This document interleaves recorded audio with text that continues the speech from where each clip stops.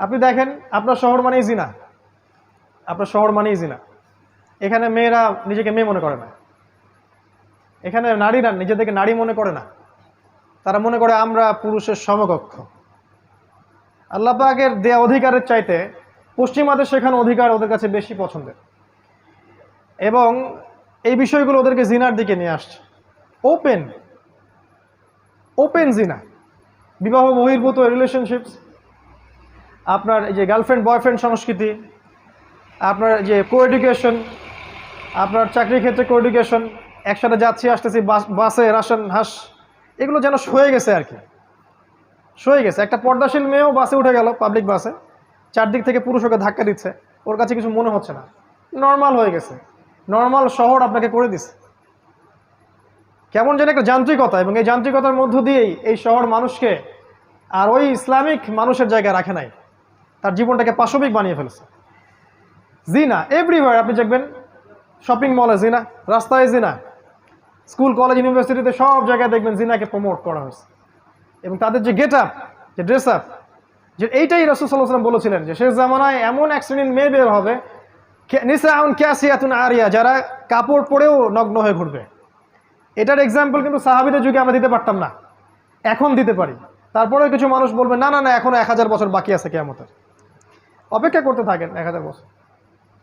জিনা এবং বিবাহ বহির্ভূত সম্পর্ক, এগুলো কি করেছে? আপনাকে ফ্যামিলিস্ট রেভলিউশনের দিকে নিয়ে আসছে। এখানে সম অধিকারের নামে আপনি দেখবেন মেয়েদেরকে পণ্য বানানো হয়েছে বিউটি কন্টেস্টের মাধ্যমে। এই যে মিউজিক, এই যে বিউটি কন্টেস্ট, এই যে মিডিয়া, এই যে গ্ল্যামারাস ব্যাপার স্যাপার, এগুলোতে নারীকে আর নারীর জায়গায় রাখা হয় নাই, তার সব কিছু উন্মুক্ত করা হয়েছে।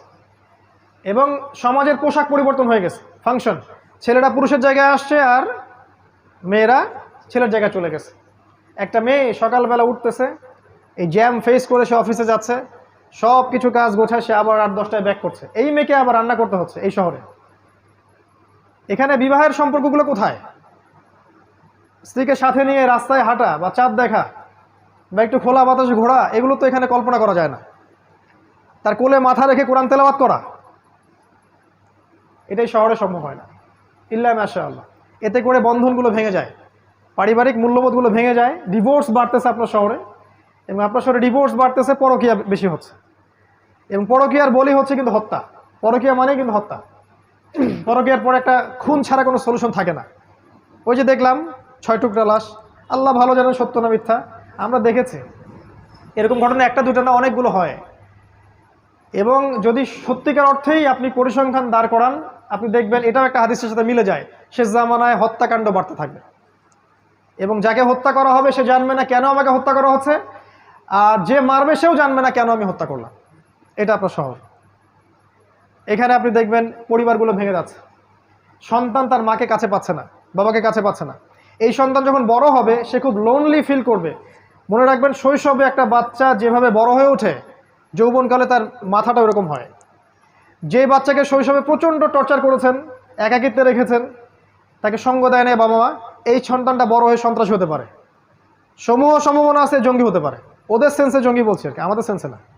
ওরা যেটা বলে আর কি, মানে উগ্রবাদী হয়ে যাবে, নিরপরাধ মানুষকে হত্যা করবে, এটা হতে পারে।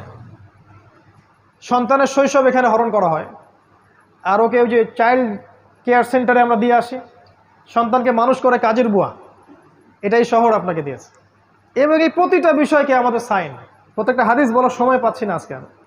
এই শহর আপনাকে আরও দিয়েছে সময়ের দ্রুততা, এখানে সময় দ্রুত পাস করে, এখানে সময়ের সাকিনা নেই। এই শহরের একটা ছেলেকে যদি আপনি একটা প্রত্যন্ত কোনো গ্রামে রেখে আসেন, সব টেকনোলজিকে বাদ দিয়ে স্মার্টফোন টোন ক্যান্সেল করেন, হি উইল বিকাম ক্রেজি, সে পাগল হয়ে যাবে, চলতেই পারবে না সে, ওর মাথা খারাপ হয়ে যাবে যে আমি কিভাবে আমি সময় কাটাবো এখন। এখানকার যুব সমাজ বা এখানকার ছেলেরা, ছোট ছোট বাচ্চা যারা আছে, কিশোর এবং যুবকেরা, এরা ওদের মতো ওই প্রত্যন্ত জায়গায় ফুটবল খেলতে পারে না, চড়ের মধ্যে হাঁটতে পারে না, ওখানে বালুর সাথে বাতাসের সাথে মাটির সাথে ভিজতে পারে না, এরা বৃষ্টিতে ভেজে না, এরা হাইজেনিক ফুড খায় না, ম্যানুফ্যাকচার্ড করাপ্টেড ফুড খায়। এদেরকে খেয়াল করে দেখবেন, এরা ফিজিক্যাল স্ট্রাকচারে ওদের মতো শক্ত না। একটা গ্রামের ছেলে অনেক বেশি শক্ত, একটা গ্রামের মেয়ে অনেক বেশি শক্তিশালী। এখানকার একটা মেয়ে নর্মাল ডেলিভারি দিতে পারবে না, একটা গ্রামের মেয়ে 10টা বাচ্চা দিতে পারবে নর্মাল, কিছুই লাগে না। নবীজি বলেছিলেন শেষ জামানায় মেয়েদেরকে ধরা হবে, পেট কেটে ফেলা হবে। এখন বলবে এই হাদিসের ব্যাখ্যা করতে যাবেন না, কিছু আমাদের ভাই আছে Protestant version of Islam follow করে, না না এটার ব্যাখ্যা করার দরকার নাই। যে ব্যাখ্যার অধিকার আপনি আমার থেকে হরণ করেন কেন? ব্যাখ্যা একটা করছি, সত্য হলে হবে, না হলে হবে না, ব্লেম তো আমার ঘরে আসবে কিয়ামতের দিন, আপনাকে টেনশন করার দরকার কি? আমরা বলছি এটা সিজার, শেষ জামানায় মেয়েদেরকে ধরা হবে, পেট কেটে ফেলা হবে এবং পেটের ভিতর যা আছে বের করে ফেলা হবে। আরো বলেছেন নবীজি শেষ জামানায় গর্ভপাত বাড়তে থাকবে। আপনার এই যে জিনা, আপনার পর্নোগ্রাফি, আপনার শহর মানে পর্নোগ্রাফি, এখানে যত ফ্যাক্ট যে ইন্ডাস্ট্রিগুলো গড়ে উঠেছে গ্ল্যামারাস, এগুলোর ভিতরে আছে পর্নোগ্রাফি, আমার সেটা আপনারা ভালো জানেন। এবং এই প্রতিটা সেক্টর, এই আপনার ইন্ডাস্ট্রিয়াল সেক্টরগুলো, এই যে মাদকের সেক্টরগুলা, মিউজিশিয়ানগুলা, আর অন্যান্য যারা যারা আছে এই লাইনে, এদের মধ্যে একটা বড় অঙ্কের মানুষ হচ্ছে সমকামী, দে আর হোমোসেক্সুয়াল, এবং ওদের সংগঠনও আছে, আপনার শহরেই আছে। এটা আপনার শহর Dhaka, the city of Akhiruzzaman.